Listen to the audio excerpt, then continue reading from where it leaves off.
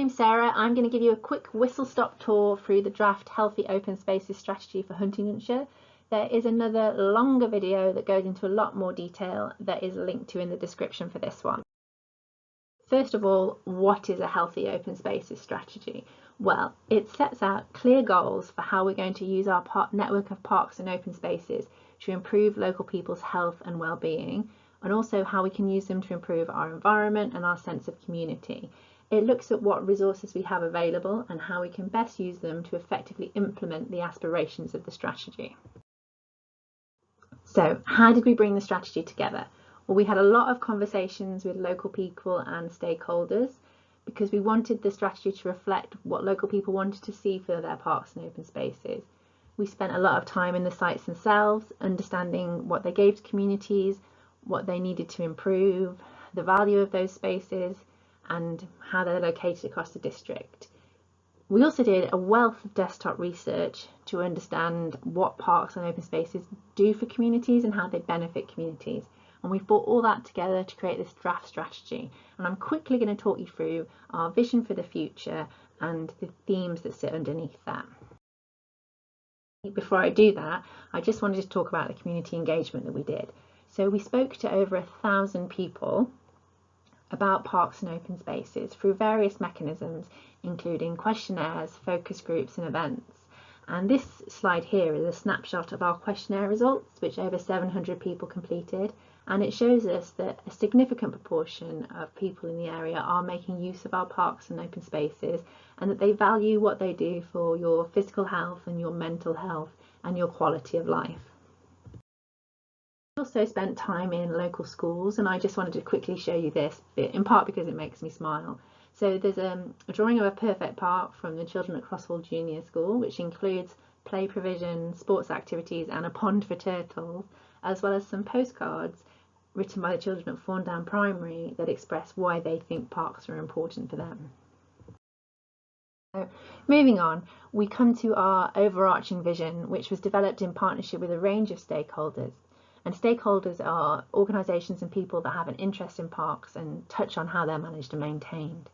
So the idea of Embrace Your Space is more people using our parks and open spaces and play areas to benefit their health and well-being.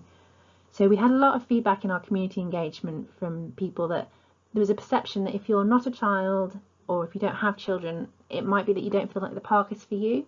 So we want to encourage people to have a whole lifetime relationship with our parks and open spaces through this strategy. Let's start with our first theme, which is Shape Your Space, and this is about local people having a role in decision making around parks and open spaces. So this is about how we can better work with our communities to understand what you want from your parks and open spaces moving forward. It's also about how we can connect with local partners such as schools, local businesses, residential homes, and encourage them to use our parks and open spaces and make more of them. We'll also be looking at how we can improve accessibility to parks and open spaces so that everybody feels welcome and able to use them, and how we can connect non-park users and start to encourage them to use our network. So we move on to Create Your Space, which is how we can use parks and open spaces to respond to some of the issues facing our communities, such as social isolation, improving physical health, obesity, mental health issues. So within here, we look at things like how we can create a destination play space to respond to the needs of local families who've spoken to us about that. Also, how we could create an urban park within the Oxmoor estate to benefit that community. We also talk about working with our local friends groups and supporting those, and the role of parks in the fight against climate change. So if Shape Your Space is about what we can do for parks, Create Your Space is about what parks can do for communities. We move on to Celebrate Your Space. There is a great network of parks and open spaces across Huntingdonshire.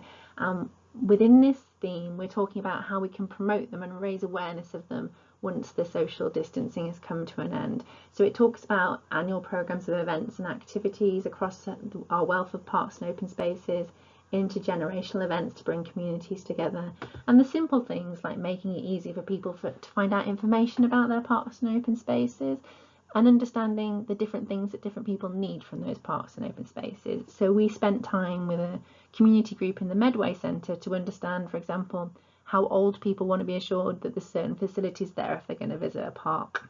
So all that is built into this theme of celebrate your space. And our final theme is reinvigorate your space. Parks and open spaces aren't a statutory service. The local authority doesn't have an obligation to provide these spaces, but they are important and well valued by communities. So we need to think differently about how we deliver, manage and maintain our spaces and make the best use of our available funding and resource.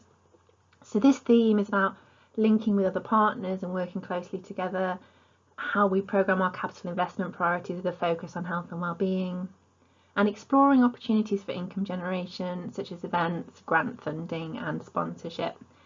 And we're also looking here at how we might pilot participatory budgeting, which again is about how we can connect the communities to understanding what money is spent in spaces and how they might like to see it spent in the future.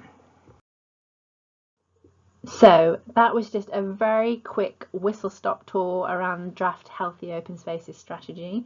There's a link in the description below to a quick survey if you have any comments or feedback on the strategy, or you can email me any questions or queries. As I mentioned at the start, there is a longer video that goes into more detail if you'd like to watch that.